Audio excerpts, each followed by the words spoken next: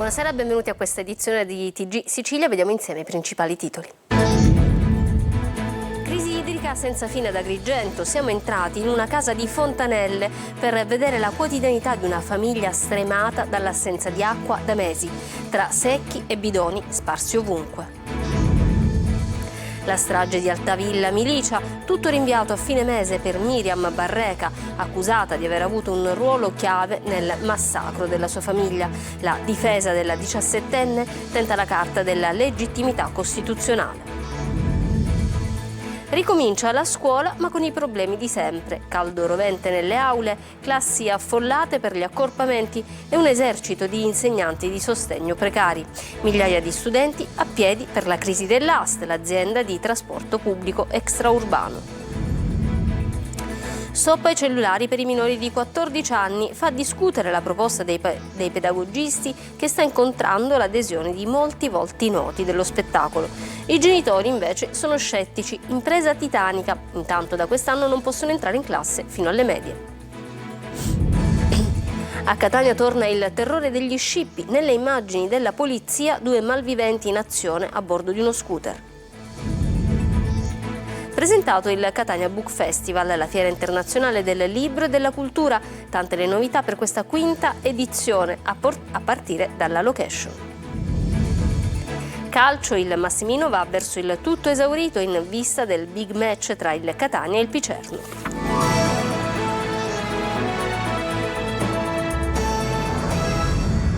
Bentrovati. In apertura il dramma della crisi idrica ad Agrigento, prossima capitale della cultura. Siamo andati nella popolosa frazione di Fontanelle. I residenti sono esasperati. L'acqua arriva con il contagocce da aprile. Davide Sardo. Guarda, questa è la nostra situazione. Questa è l'acqua che abbiamo a casa. Dobbiamo arrangiarci con questo filo d'acqua, dobbiamo arrangiarci con le riserve, dobbiamo arrangiarci meglio si può. Cioè praticamente, a parte che ci hanno levato l'acqua, credo che ci stiano levando pure la dignità. E lo sfogo disperato di uno delle migliaia di residenti a Fontanelle, popolosa frazione di Agrigento. Accoglie a casa sua la nostra troupe per testimoniare quanto sia ormai esasperante la mancanza d'acqua, rubinetti a secco da mesi e situazione non più sostenibile.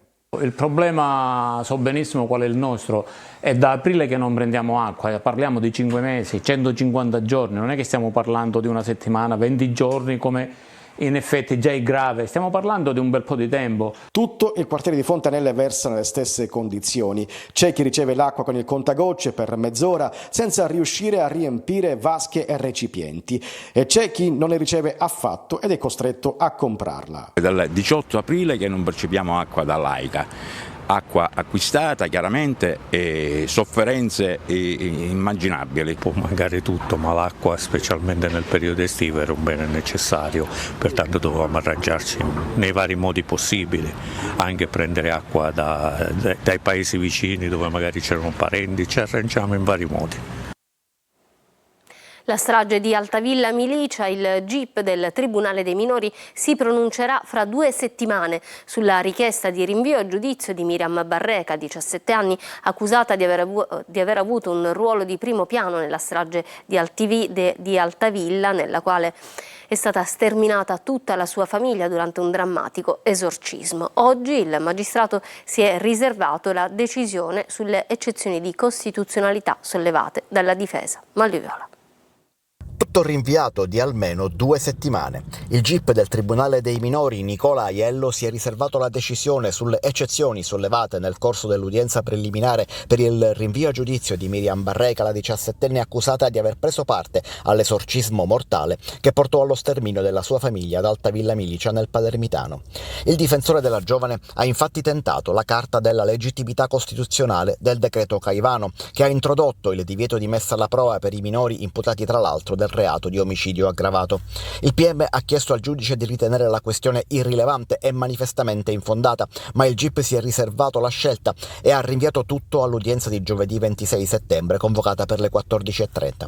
Si è dunque conclusa con un nulla di fatto la prima udienza che ha portato la prima imputata a comparire davanti a un tribunale, quello dei minori. Secondo quanto la stessa ragazza ha confessato in base agli accertamenti che l'accusa presenta al giudice per le indagini preliminari, la 17enne avrebbe avuto un ruolo ruolo primario nell'esorcismo letale di cui è considerato responsabile il padre Giovanni Barreca, che sarebbe stato istigato dalla coppia di predicatori Sabrina Fina e Massimo Carandente. La giovanissima adesso rischia una condanna a 30 anni solo perché il rito minorile esclude l'ergastolo, da qui l'eccezione della difesa in sede di udienza preliminare. Si torna a scuola ma nelle aule roventi. A Catania quasi tutti gli istituti sono senza condizionatori, gli accorpamenti creano classi più affollate e sempre più insegnanti di sostegno sono precari. Vediamo. Suona la campanella, a Catania inizia l'anno scolastico tra vecchie e nuove criticità. Fra le novità gli accorpamenti di 14 plessi su 19 iniziali chiesti dal Ministero dell'Istruzione. Un caso per tutti, quello dell'Istituto Comprensivo Coppola, che è stato smembrato e integrato in 2 scuole, la Battista e la Deledda. Disagi per gli alunni che si vedono deportati in altri plessi, in classi numerose fino a 27 alunni e lontani dal loro quartiere. Così non si garantisce la presenza sul territorio delle scuole e si favorisce anche la dispersione scolastica, dice la segretaria della CGIL Scuola Cettina Bruno. Il caldo rovente si fa sentire dentro le aule. Quasi il 100% delle istituzioni scolastiche, che sono 163 a Catania e provincia, non ha un condizionatore nelle aule, ma solo nella segreteria e presidenza. Così gli stessi genitori hanno comprato pellicole da mettere sui vetri o tende ignifughe per cercare di proteggere gli alunni dal sole. L'80% dei plessi poi non ha alcun sistema di sicurezza. Con i fondi del PNRR si dovevano mettere a norma e i lavori dovevano partire in estate. Niente di tutto questo, dice Giorgio Laplaca della Gilda. Il comune e la città metropolitana non ha nemmeno il personale per intervenire. C'è anche un esercito di precari. Dei 3.321 docenti con incarichi annuali, il 75% sono insegnanti di sostegno. Quest'anno, per un errore nelle assegnazioni, molti docenti si sono visti annullare il contratto di lavoro il giorno stesso che si sono presentati pronti a entrare in classe. Quasi tutto è rientrato dopo le proteste nell'ufficio provinciale scolastico, ma resta l'amaro, dice Tino Renda di Obiettivo Istruzione, per i tanti insegnanti che continuano a essere precari nella scuola, non potendo garantire la continuità didattica. E rimaniamo a Catania perché dopo il nostro servizio denuncia non è stata ancora risolta la copiosa perdita d'acqua nel piazzale della scuola Vittorino da Feltre nel quartiere di Montepo. Primo giorno di scuola non certo da ricordare per gli studenti, alle prese con un insolito percorso per evitare l'enorme pozzanghera. I ristagni d'acqua tra l'altro attirano insetti di ogni tipo, causando seri pericoli dal punto di vista igienico-sanitario. Numerose le lamentele da parte di studenti e genitori che chiedono un intervento urgente e risolutivo. E con l'inizio della scuola molti alunni hanno avuto un'amara, anche se non nuova, sorpresa. L'AST, l'azienda siciliana trasporti, è in crisi e non riesce a garantire il servizio del trasporto pubblico extraurbano. Migliaia di studenti sono rimasti a piedi. Luca Ciliberti. L'AST ha un nuovo presidente, è Alessandro Virgara, un commercialista indicato dalla regione siciliana socio unico dell'azienda siciliana trasporti. Tutto burocraticamente normale, se non fosse che l'AST è ormai un carrozzone vuoto con circa 700 dipendenti. I mezzi sono vecchi, un autobus su 3 è guasto, circa il 30% delle corse vengono soppresse ogni mese. L'assessore regionale ai trasporti Alessandro Ricoa a inizio agosto aveva annunciato la ricapitalizzazione che sarebbe servita a superare le criticità e avviare un nuovo piano di rilancio. Tutto fermo, ad oggi il servizio non funziona e con l'inizio dell'anno scolastico resteranno a piedi migliaia di studenti pendolari in tutta la Sicilia. Non c'era bisogno di aspettare settembre per sapere che iniziava l'anno scolastico. Di fatto domani mattina bisognerà prendere le tratte che ha in concessione AST per il trasporto scolastico e cederle ai privati, visto che AST non è stata messa nelle condizioni in questi mesi di poter gestire il servizio. I sindaci chiedono rassicurazioni, molti hanno appreso dell'assenza degli autobus solo poche ore prima dell'inizio delle lezioni. La sensazione è che si continui a navigare a vista, il sospetto è che il servizio sarà sempre più esternalizzato ai privati, che su 65 milioni di chilometri previsti nel piano del trasporto pubblico locale già ne effettuano circa 52 milioni, una torta che vale complessivamente 1,5 miliardi di euro con gli affidamenti pluriennali. Avevamo detto che c'era un piano a monte che prevedeva la dismissione di aste a favore dei privati e oggi, con l'inizio dell'anno scolastico, questo piano si sta concretizzando. E mentre si decide il da farsi, alla fermata per i pendolari l'attesa sembra più lunga del previsto. E a proposito di giovani, la proposta dei pedagogisti di vietare l'uso dei cellulari ai minori di 14 anni ha incontrato l'adesione di molti volti noti, ma i genitori si dicono scettici. Impresa titanica. Desiree Ferlito. Vietare l'uso dei telefoni cellulari ai minori di 14 anni. Un gruppo di pedagogisti, psicoterapeuti, tra cui il professor Novara, intellettuali e figure del mondo dello spettacolo come Paola Cortellesi, Luca Zingaretti e Stefano Accorsi, oltre che della politica, ha lanciato un appello al governo per imporre restrizioni più severe sull'uso degli smartphone e dei social media tra i più giovani. L'iniziativa arriva dopo il divieto di utilizzo degli smartphone in classe fino alla terza media, deciso dal ministro dell'istruzione Valditara. L'opinione pubblica si divide tra pareri dei giovanissimi e genitori che vorrebbero ma non riescono proprio a imporsi. 14 anni già forse si è abbastanza maturi per avere il telefono. Non sono favorevole, però purtroppo i ragazzi vanno avanti solo con questo ormai. Vietare no, sono abbastanza comunque... abbastanza che siano un po' controllati, sì. Non vietare, forse con delle limitazioni, quindi ore giornaliere, non va usato la notte prima di dormire. Al di fuori della scuola sì, al di sotto dei 14 anni perché risulta essere anche un modo per controllarli, ecco, se sono fuori, questo sì, mettendo dei limiti. A scuola assolutamente no. Non si tratta di una posizione antitecnologica, precisano i promotori, ma di un invito a seguire le indicazioni della neuroscienza che evidenziano come il cervello emotivo dei minori sia particolarmente vulnerabile all'influenza dei social media e dei videogiochi prima dei 14-15 anni. Lei non lo usa perché ancora non ha l'età, lui ha iniziato quest'anno in prima media. Fare i conti con i tempi di oggi, rispondono i genitori. Per una generazione cresciuta a pane, TikTok e social media, a molti sembra un'impresa titanica. Mi sembra molto difficile questa cosa, però se si riesce, io non ci sono riuscita con loro. Emergenza scippi a Catania, nuovo borseggio in pieno centro e ancora una volta i protagonisti utilizzano uno scooter. Gli autori intercettati dai falchi della polizia. Tonino De Mano. Se non è un'emergenza poco ci manca, anche se questa volta non si contano feriti e soprattutto gli autori dello scippo sono stati subito arrestati. Mentre Mattias, il turista franco-svizzero, continua il suo percorso di recupero al Cannizzaro dopo essere stato travolto in pieno centro da uno scooter, un altro scooter è protagonista di un altro borseggio, tutto rigorosamente filmato dalle telecamere di videosorveglianza. Nelle immagini si possono notare 3 persone che a piedi percorrono la via Mazza. Erano appena uscite dal ristorante quando un ciclomotore a gran velocità si lancia contro il terzetto. Il conducente del motociclo, accelerando all'improvviso, si piega ed afferra la borsa che si rompe, causando la caduta della vittima. In seguito ad una telefonata al 112, i falchi della polizia si mettono alla ricerca degli autori che vengono intercettati ed arrestati tra Corso dei Martiri e via Archimede, non distante dalla stazione. In manette sono finiti un catanese di 38 anni ed una 23enne di Reggio Emilia. Rissa per un parcheggio davanti all'Istituto Comprensivo Piersanti Mattarella in via Longo a Palermo, nel quartiere Bonagia. Nei pressi dell'ingresso un uomo e una donna hanno picchiato un ragazzo di 14 anni e la madre. Il minore e la donna, rimasti feriti con calci e pugni, sono stati portati dai sanitari del 118 rispettivamente all'ospedale dei bambini e all'ospedale civico in codice giallo. I 2 aggressori sono poi fuggiti. Ci fu corruzione dietro la proroga dei servizi di collegamento fra la Sicilia e le isole minori nel 2017. La Ustica Lines finanziò il movimento elettorale dell'allora presidente della regione Rosario Crocetta. Ne è convinta la procura, che ha chiesto la condanna dell'ex governatore, del suo più stretto collaboratore e dell'armatore Morace. Vediamo.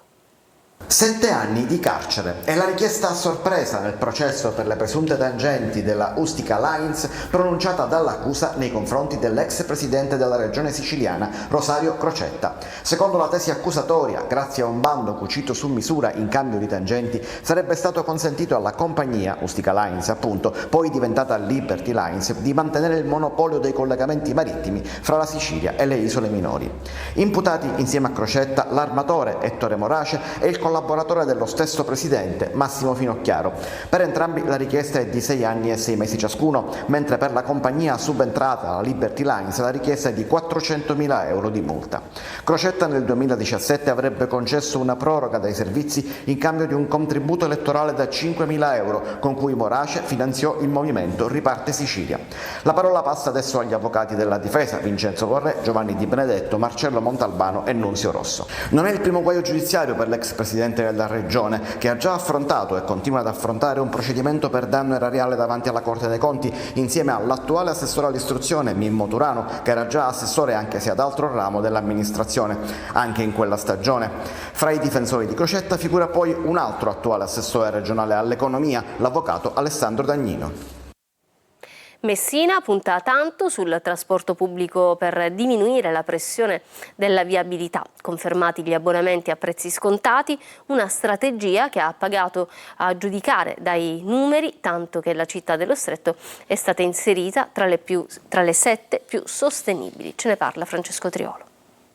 Messina è considerata un modello di città sostenibile insieme a Milano, Brescia, Bergamo, Varese, Cremona e Cosenza. A sostenerlo è il report 2024 realizzato da TEA Group in collaborazione con A2A e il contributo scientifico ASBIS presentato durante il prestigioso Ambrosetti Forum a Villa d'Este a Cernobbio. Nel report sono stati evidenziati gli sforzi che la città di Messina sta compiendo sui settori di fondamentale importanza, non solo per innalzare i livelli di qualità della vita, ma anche per dare servizi innovativi alla cittadinanza. Tra questi un focus è dedicato alla mobilità, vista come una rivoluzione per la città. Ed a parlare sono i numeri. Nel 2022 gli abbonati al trasporto pubblico locale erano 104, più 9.000 studenti. Oggi sono 28.000. Più 11.500 tessere di studenti. Una crescita enorme che ha camminato di pari passo con il potenziamento dell'azienda trasporti, l'incremento della flotta di bus e iniziative come quella di MoveMe, l'abbonamento a prezzo scontato, appena 20 euro. È un costo abbonamento calmierato che non serve solo ad incentivare il servizio di trasporto pubblico locale, ma anche a far apprezzare quello che è un nuovo sistema che in città da un paio di anni esiste. Oltre 150 autobus in giro ad un prezzo di 50 euro per tutto l'anno su tutte le linee, è un modo per fare capire alle persone che il trasporto pubblico locale in città funziona. A questi numeri occorre aggiungerne un altro, il numero delle validazioni di biglietti saliti da 753.000 a quasi 2 milioni. Adesso MoveMe è stata rinnovata anche senza i contributi europei della prima edizione, l'abbonamento annuale costerà 50 euro ed in cantiere c'è un ulteriore potenziamento della flotta. Già adesso il 78,8% degli autobus è Euro 6 e il 15,3% è elettrico o ibrido, contro una media italiana rispettivamente del 48,5% e dell'8,2%. E questa mattina nella sala conferenze del Palazzo della Cultura di Catania è stata presentata la Corsa del Ricordo che si terrà domenica prossima, 15 settembre, a Catania, con partenza da Piazza Università alle 9:30. La gara podistica, organizzata dall'ASI, che torna a Catania per il secondo anno consecutivo, è riservata ad atleti sia professionisti che amatoriali che dovranno seguire un percorso tra le vie del centro storico per ricordare, attraverso il running, la tragedia delle foibe. Presenti questa mattina il presidente ASI Catania Angelo Musmeci, il vicepresidente CONI Sicilia Enzo Falzone, l'assessore allo sport del Comune di Catania Parisi, presidente del Consiglio Anastasia e il dirigente Paolo Di Caro. E rimaniamo a Catania perché dopo il successo dello scorso maggio con lo Strega Tour torna il Catania Book Festival, la fiera internazionale del libro e della cultura ideata da Simone e diretta da Simone De Pieri. Tante le novità per questa quinta edizione a partire dalla location. Simona Mazzone. Torna dal 27 al 29 settembre il Catania Book Festival, che quest'anno cambia location. Sarà infatti allestita alla Dogana del Porto, la quinta edizione della Fiera Internazionale del Libro e della Cultura, ideata e diretta da Simone Dei Pieri. Oltre 100 incontri e decine di autori, tra cui moltissime firme dell'editoria indipendente e poi l'elegante manifesto firmato dall'artista Giulia De Franco. Tanti gli eventi programmati. Ospiterà mostre, ospiterà appuntamenti, ospiterà arte, poesia, cultura, come abbiamo sempre fatto in tantissimi aspetti. Ci saranno concerti all'interno del festival, tutto quanto all'interno di una cornice che permetterà a tutti, veramente di qualsiasi età, di qualsiasi città, di qualsiasi appunto preferenza culturale, di venire e divertirsi. Un festival dedicato ai libri e proiettato verso i giovani, un evento che è per il comune di Catania parte attiva per un territorio che ha voglia di scommettersi, per questo è rivolto soprattutto alle giovani generazioni. Il fatto di avvicinarli a un evento culturale che ha una sua significatività in un momento storico in cui soprattutto i più ragazzi, i più giovani si allontanano dai libri perché oramai utilizzano il telefono come se fosse una loro protesi esistenziale, diventa per noi una occasione da celebrare favorevolmente. Dopo il successo dello scorso maggio con lo Strega Tour, il Catania Book Festival ha in serbo per questa edizione tante novità, con un ampio spazio dedicato ai booktoker, in quanto è stato anche il primo festival culturale in Italia ad utilizzare la piattaforma TikTok. Ci fermiamo per una pausa, tra poco lo sport.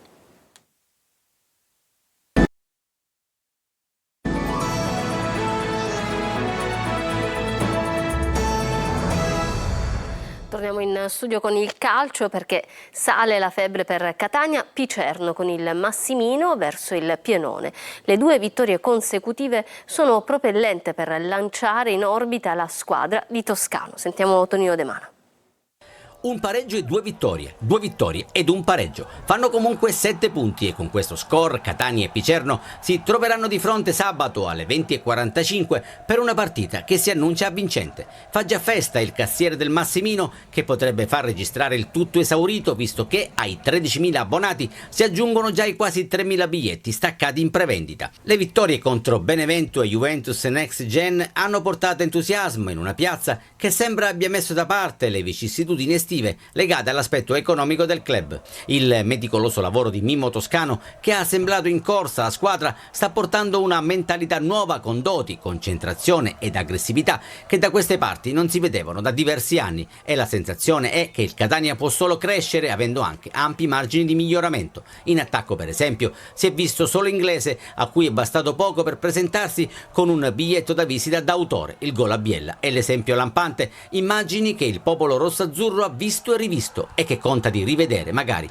sabato sera contro il Lucani. Formazione che dipende ancora dal report medico e dal giudice sportivo. Di Tacchio, problema al flessore, non recupera e potrebbe essere rimpiazzato da De Rose, mentre sono da valutare le condizioni di Verna alle prese con una contusione alle costole. In difesa al posto dello squalificato Ierardi è pronto Quaini che si gioca una maglia con Geca. Recuperato Gimenez che ha smaltito i postumi di una fastidiosa gastroenterite. Il Trapani, in uno degli anticipi della 4ª giornata del campionato di Serie C, giocherà venerdì sera a Taranto. Il Messina invece sabato prossimo sarà impegnato nella trasferta di Crotone. Sergio Colosi. Un cammino fin qui a braccetto, ma 2 modi profondamente diversi di fare calcio. Messina e Trapani, partite con ambizioni opposte, oggi sono compagne di viaggio con 4 punti in classifica dopo 3 giornate. Di similitudini al momento ce ne sono tante, compresa la guida tecnica affidata a 2 palermitani, il riconfermato Modica e Aronica, promosso a tempo indeterminato dal presidente Antonini. Le 2 siciliane, per non farsi mancare nulla, nel prossimo turno si scambiano anche gli avversari. Il Messina sabato alle 18:30 misurerà a Crotone progressi e speranze dei suoi giovani contro una formazione ferita da una doppia sconfitta, l'ultima contro i Granata, e con la panchina di Longo non così sicura come sembra. Tra i calabresi Tumminello, bestia nera dei giallorossi negli ultimi anni, non ci sarà per squalifica, mentre Gomez è in fase di recupero. Messina quasi al completo. Sta ancora peggio il prossimo avversario del Trapani, quel Taranto che al Francoscoglia ha incassato un poker di reti. I Granata non potranno disporre di Sabatino, fermato per 2 giornate dal giudice sportivo, ma Aronica ha una rosa ampia in tutti i ruoli. Taranto-Trapani si giocherà venerdì con inizio alle 20:45 nel segno del ritorno allo Iacovone degli ex Canutè, Bifulco e Valietti. Bene, questo era l'ultimo servizio, io vi lascio alla programmazione di Antenna Sicilia e vi auguro un buon proseguimento di serata. Arrivederci.